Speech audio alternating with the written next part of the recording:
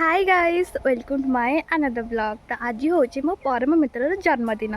तो आम आज जाऊँ बुलवा मु आ मो परम मित्र मोर आने एक परम मित्र जहाँ को मु ब्लॉग रे देखा जाऊँ आग को। तो आम कौ लोकेशन को जीवु ताकू देखापी प्लीज आग को देखु।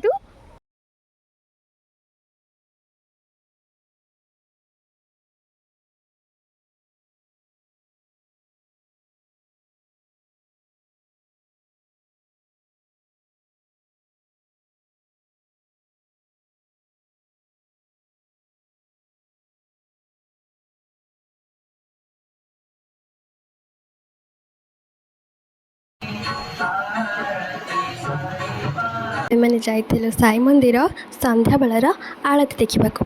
आलती देखा पर प्रसाद खाई आम जाइलु गुपचुप खाइबा। गुपचुप दुकान रे गुपचुप खाइबा पर आम जाइलु होटेल, कारण मो प्रिय मित्र को केक पसंद नुआ से आम आनी छेनापोड़।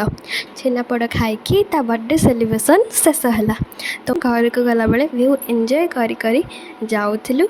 आ सैड भी थिलु कि बर्थडे सेलिब्रेशन इतने जल्दी सरीगला।